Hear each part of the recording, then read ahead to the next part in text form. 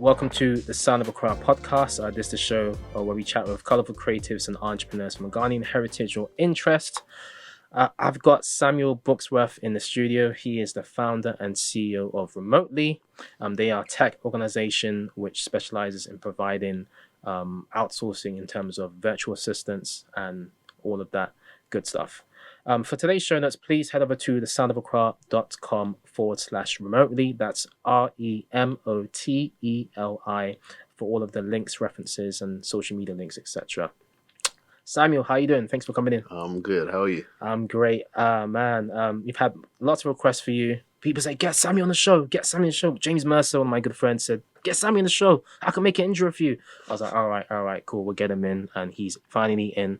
I appreciate your time. I know you're very busy running a successful company. And I'm glad you could spend some time just to drop some nuggets. Thank you, man. It's good to be here. Thank you so much. Thank you. Made it out Accra traffic, huh? Just about, man. Just about made it, but I'm on time.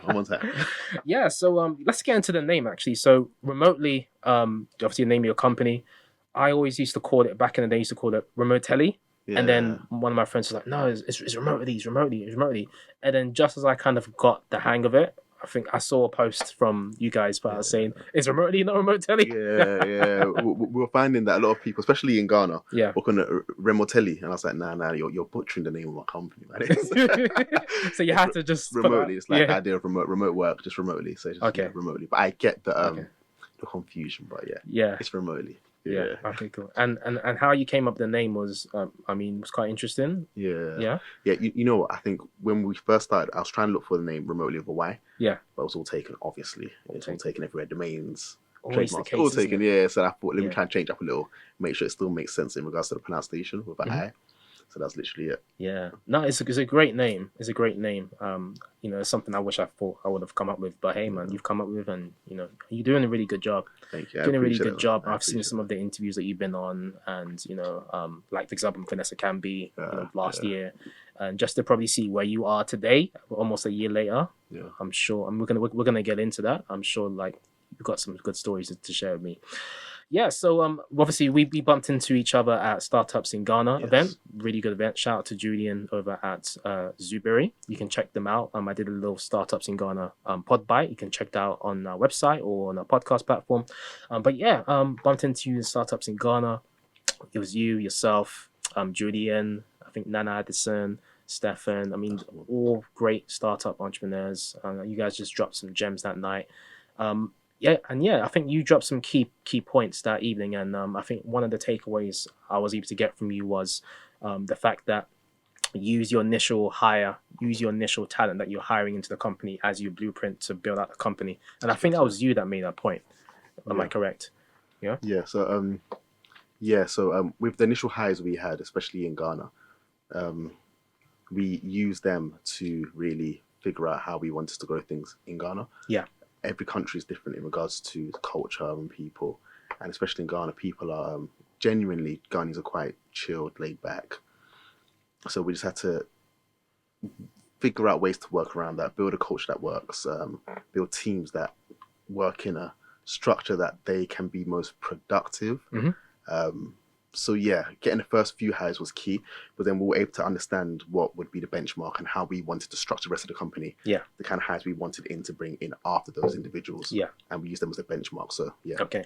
No, it makes sense. So once you've worked out the blueprint in terms of like the criteria of the kind of people that you need in your team, whether it's senior management team or just general staff, cross-functional team members, once you have that, you can just use that just to build up the rest of your team, right? I think it's very important in your kind of organization that obviously it can easily just scale, it can easily grow. So I think once you have that DNA of the kind of person you need to hire, you just need to continue to find the same kind of people.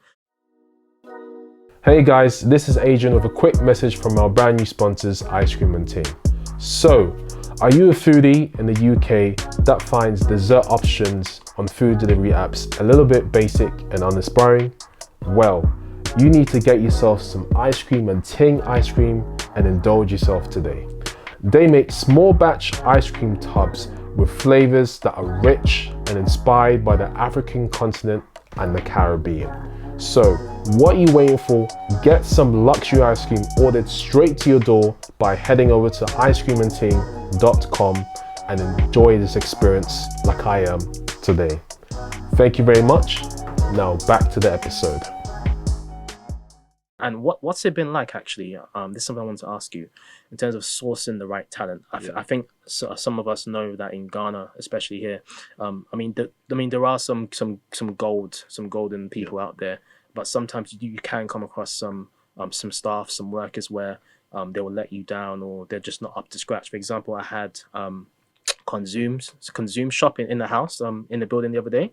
Shout out to Consume Shop. They are a rapid 60-minute grocery delivery startup, and I think they even pitched out startups in Ghana actually. They wanted to come on the show and they came on. But anyway, they were talking about how they drive, because they hire their own drivers, and they were talking about how it took them maybe hiring the third driver or the fourth driver to actually get an actual good one. Talk me through like the process of like sourcing the right talent, whether it's people working as a virtual assistant or someone in your senior management team, etc. So initially it was quite difficult because sorry. You're good. Don't worry. Initially it was quite difficult because when we were putting the jobs out there were loads of people applying because there's so many individuals in Ghana that need jobs. The unemployment rates, not just in the country but across the continent, are constantly increasing because there are loads of young people, those graduates who are looking for roles, and unfortunately there aren't enough roles out there to support those young people. True. So initially we were just putting the job roles out there, we're having loads applying, but then not all of them were at the standard we required to work with international organisations. Now the fault isn't theirs, it's just that there aren't enough how do I put this diplomatically correct way? There aren't enough there aren't many organisations that work at that sort of a level in Ghana, so then there aren't enough individuals working in those organisations in the corporate structure, understanding what real corporate structure looks like, working with other international organisations. So because they haven't had or been able to get that kind of experience exposure, they're coming into our organisation relatively fresh. So it required us to do a lot of training, a lot of work to get them up to that standard, and which we've done, and we're happy they're at that standard. Now the issue is now people trying to poach them. But, really? No way. International organisations, Ghana, which we get though, because we've introduced them to all the technologies being used in the tech ecosystem. We've opened their minds to things they can and can't do. We've got them at an international level. So naturally, poaching will come into play. But from my perspective, that's not something I'm too concerned by, because our main goal is to try and increase employment on the continent. So the more people that get into roles, I'm just happy because that must be a great feeling, because there's something I was working on to help to kind of solve the employment issue in Ghana. Hopefully I can get that product out at some point. But anyway, I think what you're doing is great, because it's the kind of business where you need people. You understand? And of course, working with people in Ghana sometimes can be difficult, especially finding the right people. But it seems that you've managed to kind of work that out and get the right people and attract the right people, retain them as well. Talk to me through your company culture. I heard your company culture is really, really good. You brought some stuff from the West and you've infused it into West Africa right here in Ghana. Talk me through that. So we've what I've tried to do is I've tried to bring a really good balance in the office. Right? First of all, we've connected with really, really good universities. So connected with like Ashesi, who are probably one of the most prestigious universities, not just in Ghana, but across Africa now. So we tapped into their alumni network, and we work closely with them to ensure that we're getting the right level of candidates coming through for roles. And we connected with Ghana, University of Ghana, and Pentecost University, and all these other organisations we connected with. So we get a good drip of talents coming from talents coming from them. But in regards to the culture, what we've done is that I wrote down core values in the organisation. I did 8, and that was key because you find that again, culture differs from country to country, place to place, organizational culture is built, right? So I realized that there was a culture, especially in Ghana, where they had this kind of like a lot of the staff expected a kind of bossu mentality. I'm your boss, like I tell you what to do. And I'm not like that. I know, right? I'm not like your boss like that. We all work together, we're all colleagues. So kind of breaking that kind of mindset mentality down took a while. It takes a while, man. They called me Mr. Brooksworth and Surf Rages. I'm like, do not ever. You make me feel like an old uncle or something. Call me Samuel. What's up? Call me Samuel. So the whole Samuel thing took a while, but that now works. And us drawing up the 8 key values, just to ensure that every single day the staff understand what we're building towards. Our values are in place, our vision, our mission's in place. So part of our values are proactiveness, working hard, having a fun working place, ensuring that they understand what we're working towards, giving towards. So having all these core values reiterated over and over again to the staff, it helps create a really, really strong culture where there's honesty, integrity, hard work, fun. It's just it's a chilled workplace. When people walk into the workplace, they walk in, they'll be like, yo, I feel like I know I'm in Ghana, but I don't feel like I'm in Ghana. But what I'm seeing right now just looks mad. And it's like, I love that people come in the office and say that, because it shows that what we're building, it's working. And the young people, like I said, most of the team are young. And when people come in and they see the majority of young people, like, how have you built a young team who just literally don't have to stand there and bark orders and they just do the work? I'm like, yeah, man, if you give people opportunity to do things, and you entrust them and you empower them and you teach them, they'll do it. And they're smashing it, and they're blowing organizations around the world, blowing away organizations around the world. I couldn't be prouder of them. So they're doing a good job. No, man, well done to you, man. I mean, it's not an easy feat. It's not an easy challenge to literally just change the mindset, and the habits of someone that's known a certain way of doing something for such a long time. You just come in and you just disrupt the mindset and the way they think. And as a result, it's producing really good fruits for you, which is obviously really, really good. So more power to you. And what I was going to say is that the onboarding process must be really good then, in terms of when someone joins a company, you must have like a structured onboarding process where they have to go through that kind of journey to then becoming suitable to then speak to or to represent companies around the world, right? Because you're in talk us through the countries as well, like you're in 10 different countries. Wow, yeah. So it keeps growing. Off the top of my head, like England, obviously. France, Germany, Hong Kong, India, America, Canada. Oh my gosh. I don't know. Everywhere. It's global domination. We're growing quick, and again, we have clients everywhere that require our sort of service. So I don't know. Hopefully, we'll go to more countries. Hopefully, and because in Ghana there are quite a few, there are loads of different.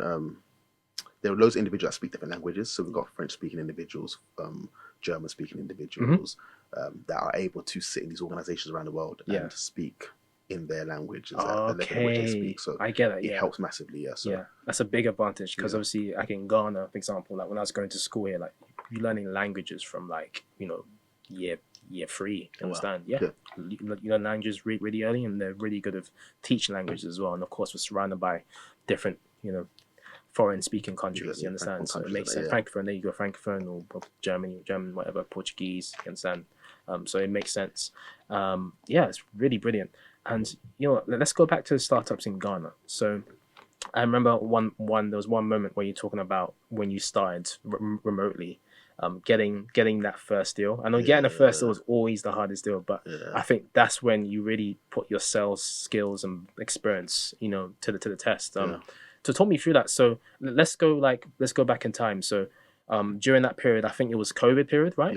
Of course, there's so many guests I've had in the show that they've had to go through some kind of challenge through COVID, and it's birthed something really beautiful, such as remotely. So talk me through that experience where you were getting your first deal and you didn't even have any staff, because that was a powerful story. Yeah, so again, COVID was it obviously was a sad time for the world, and it was a difficult period because we're in isolation, loved ones unfortunately passing away, and it was difficult being at home. It was difficult being at home. I don't like being at home. Like it was beautiful being with a family for a long period of time. But I liked being at work, being in office space, interacting with people. So it was a difficult period. But when we first got started, when the first idea came and we're looking for clients, it was a case of literally having to go through my network, right? Because I needed to leverage off the people who knew me best and trusted me in order for me to sell the service to them first. Okay. So I went through my entire LinkedIn, and obviously my LinkedIn account, I must have gone for like 10,000. You probably have like 10, 20,000 connections right now. Just literally hollering. I know someone that's got maxed out their connections actually. Really? Yeah. Mentioning everybody. I was like, listen, that's straight cold outreach, or kind of warmish outreach. And I found that I wasn't getting much back, and me being me, it's a numbers game. Sales a numbers game. 100%. You can be skilled if you want, but most times it's just a numbers game and hard work and persistence, and just keep going. So I just kept hollering to people. And eventually we got through to one guy and jumped on a call. And I remember I was on my way somewhere actually, and then the call came through. I always have my laptop on me them times, obviously ready for meetings. My laptop gotta be ready. Connected to my phone, got the internet on, jumped on the meeting. And I was just talking. Yo, as in like, what? Salesman, yeah. I literally spoke. And I was speaking about the business as if it was one like multi in my mind at that time, Remoteli was like international. Yeah. So I was speaking about it as if it was at that stage. Yeah. And he was just sat there listening to me. He was like, yeah, let's do it. I was like, what? He's like, yeah, let's do it. So I jumped off the call, and the gentleman I was working for at the time was like, so how are we now going to get the staff? And I'm like, all right, cool, we'll sort that out. But the most important thing is that we had the clients coming through. We had to then find the individuals in Ghana. So that's how I began remote. So I was literally pitching the business in the UK first. Then once we got individuals who were interested, I'll be like, hey, we'll get you on board in like a week initially. Yeah. The onboarding takes like an hour now, if that. Yeah. And onboarding like you've really streamlined that process now. Proper streamlined now. Yeah.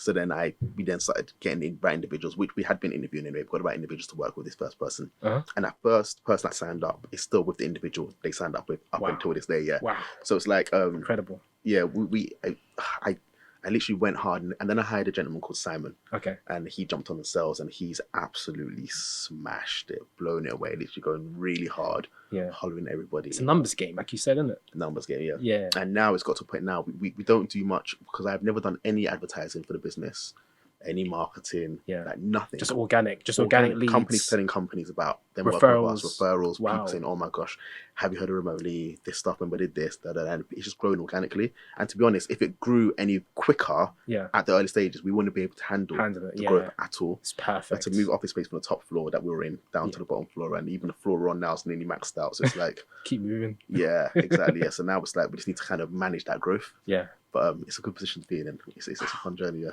Yeah. Wow, man. What a story. Absolutely, what a story. I mean, I think for you to make that happen, man, like honestly, I think it's credit to your background. I know you've got a pretty good sales background in different industries, and, you know, of course, like you've got an apprentice and things like that.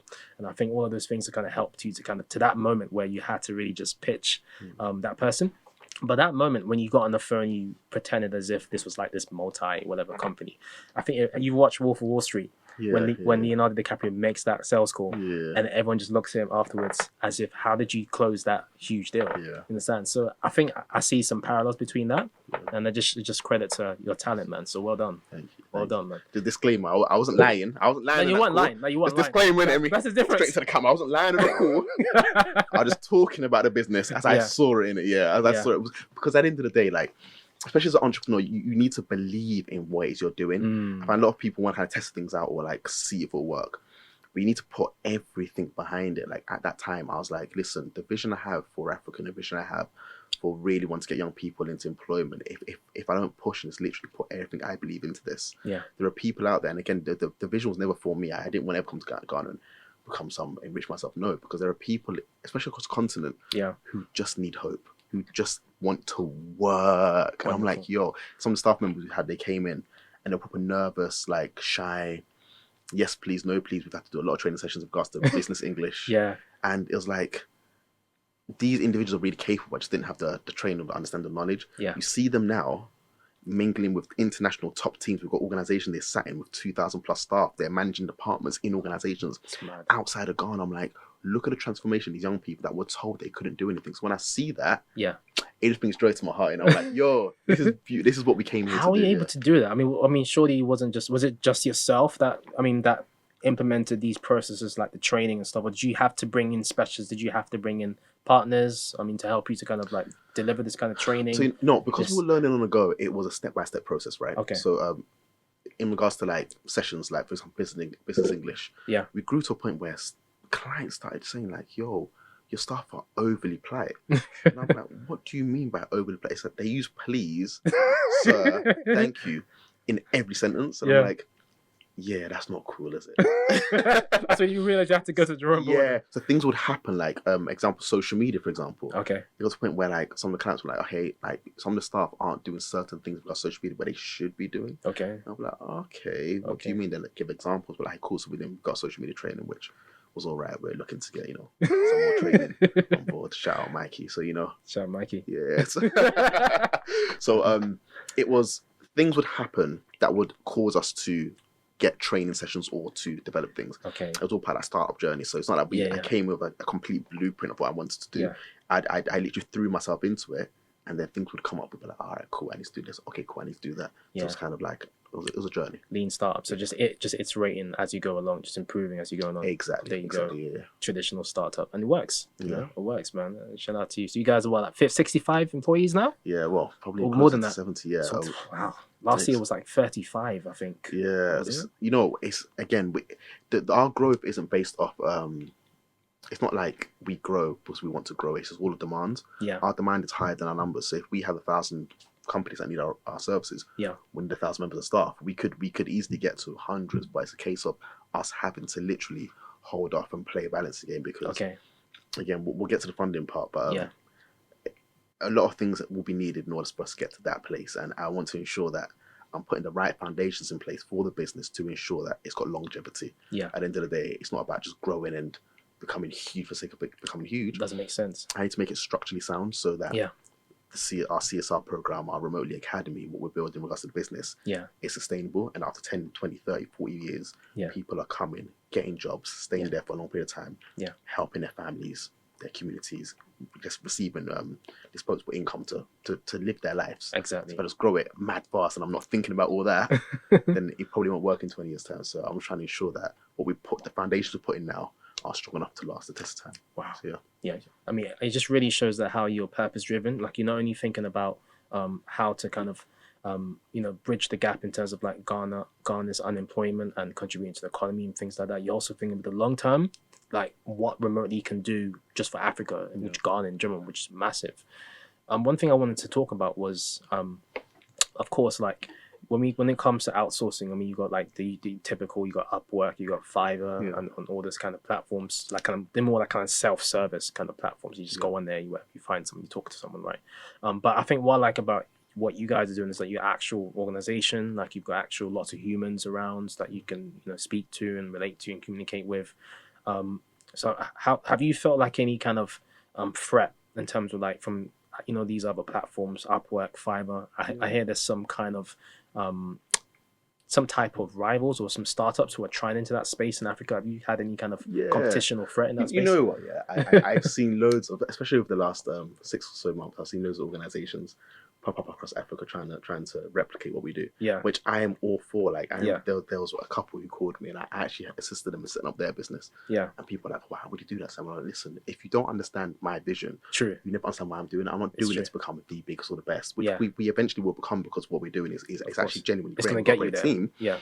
But if people are setting up organizations similar to us, I want them to succeed because I can't employ everybody across Africa. So if they're able to get their business up and running, we will get more people into employment, which is the goal. Yeah. Like right now, between the ages of 15 to 35, this is Africa's most educated generation, right? Most graduates coming out of Africa than ever before. Yeah. Between the age of 15 to 35, there are over 150 million young people that are unemployed. Wow. These numbers are mad. Staggering. It don't make sense. A lot of people. How are they all unemployed? Yeah. So if we're able to get more companies creating that, we can do that. But the reason I'm not too fazed by companies like Upwork and Fiverr, which play their purpose and they're great organizations to work with and they work really well for individuals and companies. But our structure is different. Yeah. We want people to sit in organizations and become part of their teams, understand their cultures, to understand their values, to help them grow and build. Yeah. So whereas you're getting individuals off Fiverr, Upwork and so on and so forth to complete tasks, the person completing the task will do the task, get paid in a dip. True. Whereas what we're trying to do is say, listen, rather than having someone just to complete a task, have someone sit in your organization as if they're a part of your team. Yeah. We provide them their laptops, their office space, their equipment. We pay them monthly. You don't have to think about employee benefits. We do all of that, their healthcare, everything. Yeah. All you do is pay a subscription, monthly fee. If you don't like it, you cancel. Okay, so no organization says no. They're like, cool, when do I sign up? Like, why would you say no to that? Because if your organization looking to grow, that makes complete sense. Yeah. Everything's set up for you. You just literally got a member of staff working in your office in Ghana. Yeah. That's lit. We got complete internal structures, management teams, senior managers, department heads, HR, operations, like everything's up. What was it like actually, I interjected in there, what was it like getting the right people for senior management? Yeah. Like, was that just using your contacts? That was difficult. Yeah. So, for example, our head of people, she's from London. Okay. I met her around. I actually met her at an event I went to go speak at, and then she got her PA to give me her card, and then we just literally she heard her talk. We're speaking before the event, Okay. and we're talking. She's like, "We'll connect," and I think I left, and I was like, "My mind was gone." She's like, "Got a PA to give me a card." Yeah. So we connected afterwards. Okay. Spoke with her. I was like, "Listen, you completely get the vision," and she's like, "Listen, like I've been offered a lot more to work at other organisations, but playing that card. like, listen, I can't." I was like, "Listen, I can't afford your salary, man." And I know you guys are turning over a decent amount. Yeah, we're doing all right, but Yeah. I think she's been trying to top organisations trying to approach her. Oh, she's been headhunted big time By top companies across the continent. And I was like, listen, I laid out a vision to her. Okay. And she was like, nah, this makes sense. Vision driven. Yeah, this makes sense. And she jumped on board because of that. The other managers, surprisingly, all came when we first started the business. So, for example, Milady and Ellie. Yeah. We'll talk about Milady's now our interim operations director, and Ellie's now head of department for the graphic design social media team. Okay. And they actually began as business assistants. And they've literally, like, Milady, for example, began as a business assistant, then she became a senior business assistant. Yeah. Then she became a team lead, then she became head of operations for the UK. Yeah. Then she became interim operations director. So she's, I won't say her age on this podcast. That's okay. Some of the staff here and stuff being like, yo, she's relatively young. Yeah. And seeing her growth over the last year and a bit has been phenomenal. She literally has helped structure the business and is running the business, the UK business, the Ghana business. Yeah. As I'm sat here now, she's running the show. And I'm like, when you get such individuals who are trained up in the business, who get the vision, it makes me so much easier. So, wow. Luckily, we've honestly, it's God's grace, the people we've had in that business, because if not for, and people always ask me, like, I'm a very God-fearing guy. It's genuinely the grace of God that's brought us this far, because if not for that, the individuals we have and the way we built this business, it wouldn't have worked, man. Especially not in God. Like, see, that's the you see, you need your Avengers in place. What I like to tell people, like, you need the team, like, you need your whatever, you need every player playing their part, so that you can have the system and structure in place so that you can scale up even more. Yeah. And it looks like you're doing a great job. We have the Invincibles, like we have on the team. Like, we have what? Our team is packed. It's packed. There you go. You've got your Ronaldo's, got you all of that. I'm the Henri, by the way. The Henri guy. I'm TTO. Vraiment. I'm joking. Je comprends. Bring the French out. I'm joking. Oh man, but look, this is great.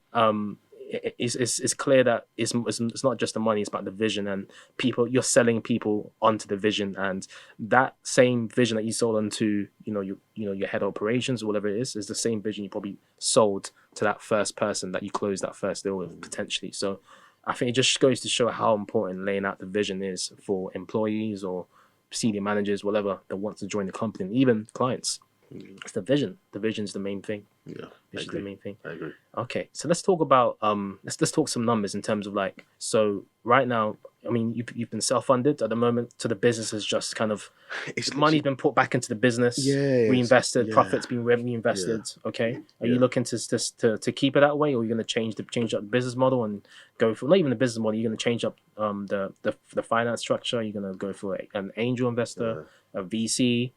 Talk to me. These are all very, very good questions. Very good questions. And it's funny because when we first started the business, also I hollered at a few people to help me join the business and get things set up. Okay. And initially I was looking for funding. Okay. I was going out and I'd ran a business called Build a Master. Well, okay. It was not for profit. So I ran that for a good few years, and I'd helped loads of businesses raise millions of pounds for funding. I thought, when it gets to my turn, it'll be light work, innit? Yeah. My business. It's always that way, isn't it? Yo. So when I started, I was hollering at all the individuals I'd know, and I was like, listen, I'm starting my thing now. Yeah. This is how much I need. They all said no to me. Everybody said no to me. All the black-led VCs and so on and so forth, which, again, just to put in perspective, I don't want people to think I feel like I got pardoned. No. Okay. I understood a lot of why they were saying no, because a lot of it was a case where we're coming to Ghana to set up something completely new. Yeah. And a lot of people couldn't understand or see how we could succeed in Africa, which I understood. So I never took it like personal. I was like, you know what? I get it. Let me just prove that it can work. Yeah. So just started.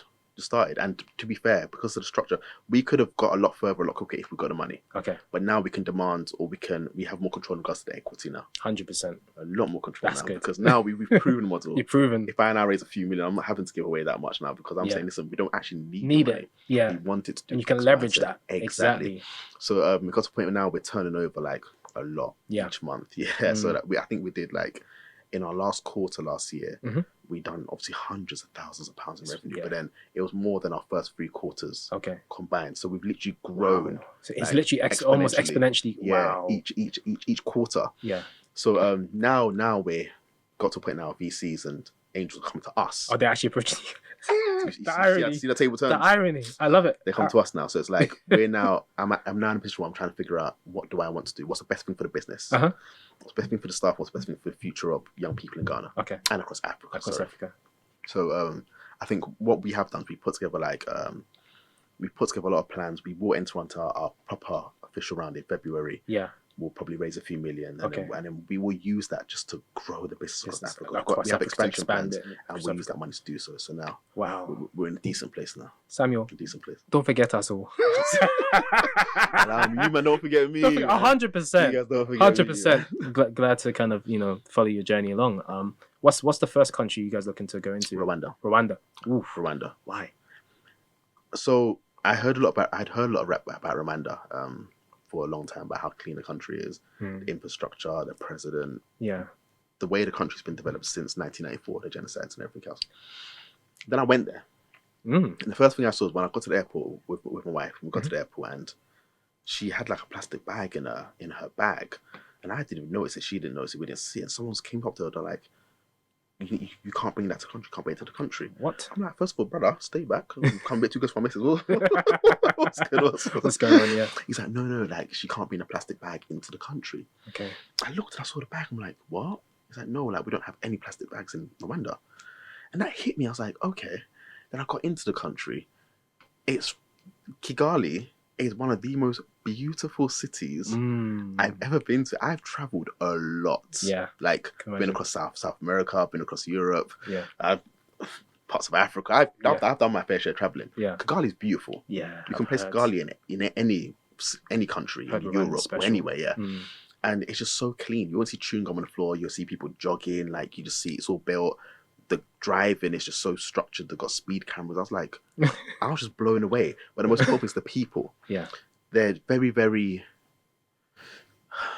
very educated, very calm, very understanding, and very knowledgeable. So getting those individuals into the business is what I need, because what I want to do with Remotely is that we need to ensure that we have a very diverse culture across the business that reflects all the countries around the world. We can't have a set culture or a set kind of group of people, because that's not reflective of organizations we work with. We need to ensure that our organization is as diverse as possible, so that when they're sat and work with different organizations around the world, they fit in to all these organizations. Diversity of, I don't know, whether it's we need more individuals from LGBTQ plus community. We need more women, males. One thing I did do specifically was ensure that our leadership team is actually more women than men. Yeah. When we first started, it was all men. Guys sat around the table just talking. Yeah. I looked around one day, I was like, yo, like, there's a lot of guys in this room. Too many men. In 6 months time, we need to ensure that there's more women in this room. They get the job done. I've got more women They get the in job the done, management don't they? team. Yeah. Women, they just get the job done. Yeah. Business is gone. Productivity rates through the roof. Listen, I'm probably biased because I've got 2 daughters, but I think women are just great, man. They're amazing. They just get things done. They do things very, very well. So we've seen the business just change in the way in which we've grown, in the way in which things are done. And yeah, the more countries we're able to expand to, the more diverse we become as an organization, and the more we can grow and cater to different companies and different countries and their requirements. Wow, that's something. That's absolutely mind blowing. I think I'm buying into your vision even more now. Is Remotely public? Can I buy some shares? Eventually, God willing, eventually. I want to invest now. We'll get there. I want to invest, man. But Samuel, I don't want to take too much of your time. It's been a great conversation. Thank you. 2022, any other plans in the pipeline, or just apart from expansion? Expansion and hopefully just see, we're going to create what we call the Remotely Academy. We just want to get more people educated and more people upskilled in the continent, and just get them ready, even if they aren't employed directly by Remotely. We need to ensure that they're really understanding and learning more about business skills, and just getting ready for the working world. So wow, look out for that. Phenomenal. I think what that's going to do for your brand and also the culture, not just in the country but across Africa, is going to be like breathtaking. Absolutely breathtaking. You're disrupting the industry, disrupting Africa. Disrupting industries in Africa, Samuel. I'm really, really proud of what you're doing. Where can people connect with Remotely? How can people find Remotely? Remotely on all socials. Obviously, website remotely.co.uk. That's remotely with an I, not Remoteli or Remoteli, whatever. Remotely with an I. .co.uk. All socials: Instagram, Twitter, Facebook, LinkedIn. We're there, so they can connect with us there. Okay. Do you have any announcements that you want to make to listeners? Not just yet. Not just yet. Okay. Coming soon. Announcements coming soon. All but right. I like to announcements when they're finalized. We do have some huge announcements coming in the next few months. So when they do, I'll be sure to reach out to you, Adrian, so you can 100%. You can do some announcements for me. 100%. Yeah, we'll have some conversations after the show. But yeah, for those of you who want to learn more about Remotely, please head over to www.remotely.co.uk. That's REMOTELI. We'll also have everything in the show notes. Head over to thestartupaccelerator.com/remotely. That's REMOTELI. Samuel, thank you very much for coming on the show. Really appreciate it. Thank you for having me. Thank you. So that's it, guys. Thanks for tuning in for another episode of the Startup Accelerator podcast. I will catch you in the next one. Thank you very much. Take care.